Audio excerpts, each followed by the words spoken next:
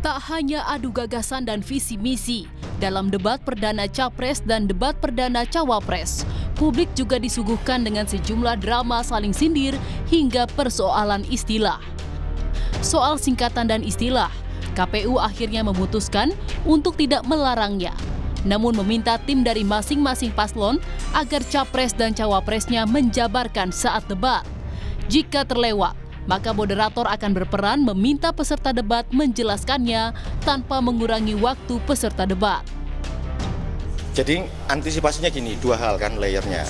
Yang pertama itu tentu mau tidak mau tugasnya LU dari paslon untuk briefing kepada Capres ataupun Cawapres pada saat pelaksanaan debat agar singkatan itu bisa dipanjangkan. Nah, kalau misalnya itu terjadi, tetap pada akhirnya ruang geraknya kita sepakati moderator akan ambil peran itu tanpa kemudian mengurangi waktu dari Capres ataupun Cawapres pada saat debat itu dilakukan.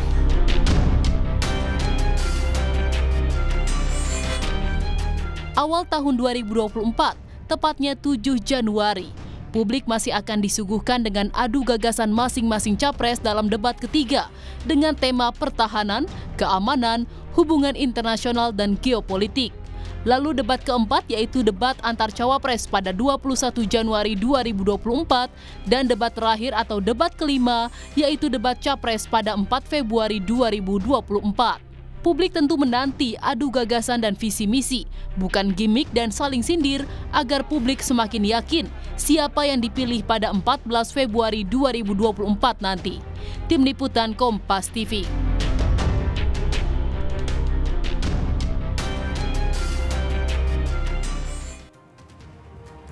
Ya saudara, minggu pertama pada awal tahun 2024 yaitu 7 Januari debat ketiga Capres akan digelar. Lebih menonjolkan visi misi masing-masing paslon atau akan seperti apa nih debatnya nanti. Kita bahas bersama dengan analis komunikasi politik dari Universitas Padjadjaran, Mas Kunto Adiwibowo yang telah bergabung bersama kami di Kompas Malam. Salam sehat Mas Adi. Selamat malam, salam sehat. Mas Adi, kalau kita lihat kan debat sebelumnya itu kan yang menjadi perbincangan publik itu akhirnya yang pertama saling sindir. Kemudian kan yang debat kedua penggunaan singkatan asing begitu. Nah, menurut Mas Adi sendiri nih sebagai analis komunikasi politik untuk debat ketiga nih mengarahnya akan seperti apa?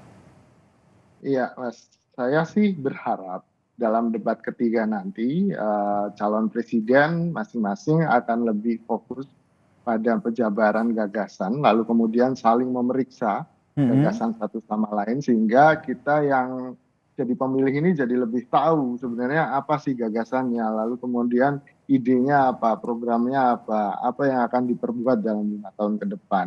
Jadi sebenarnya ini kan yang kita inginkan dalam debat. Namun tanpa menutup kemungkinan bahwa debat yang di televisi itu kebanyakan juga performance kan Mas akhirnya.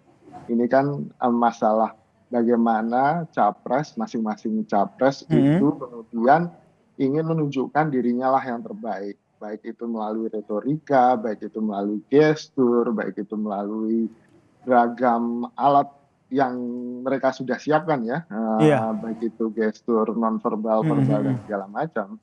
Selain adu gagasan, kemudian nanti akan ada pemaparan visi. Kalau kita lihat format debatnya itu kan biasanya ada pemaparan visi misi, kemudian pendalaman, pertanyaan dari panelis, kemudian yang lebih dinanti itu kan saling bertanya, kemudian saling merespon pertanyaan. Nah ini nih biasanya momen yang digunakan untuk melempar sindiran, kemudian itu kalau kita lihat juga saling buka-buka kartu begitu dalam tanda kutip. Menurut Anda nih di debat ketiga nih akan semakin banyak saling buka fakta terkait dengan masing-masing paslon? Saya pikir di debat ketiga mungkin akan cooling down. Oh, cooling down begitu ya? Ya, akan cooling down. Kenapa begitu? Soal saling ejek. Karena pada dasarnya mereka akan saling belajar untuk tidak berusaha memanas-manasi dulu di pertengahan gini kan. Ini masih ada 45 hari kampanye, bahkan kurang ya untuk kampanye 45 hari sampai dengan pencoblosan. Lalu kemudian mungkin mereka akan simpan serangan-serangan dahsyatnya di debat terakhir. Oke. Gitu. Karena kebanyakan pemilih kita itu kalau dari beberapa hasil survei itu mereka masih akan memutuskan siapa yang akan dipilih di akhir-akhir justru gitu. Oke. Nah, kita nantikan ya, Mas Kunto, seperti apa nih nanti debat ketiga ini berlangsung. Apakah mereka cooling down seperti yang tadi diprediksi oleh Mas Adi, atau langsung tancap gas, saling sindir, ataupun saling beradu gagasan. Itu yang kita harapkan ya, begitu. Terima kasih analis komunikasi politik dari Universitas Padjadjaran, Mas Kunto Adiwibowo, telah bergabung bersama kami di Kompas Malam. Salam sehat, Mas Adi.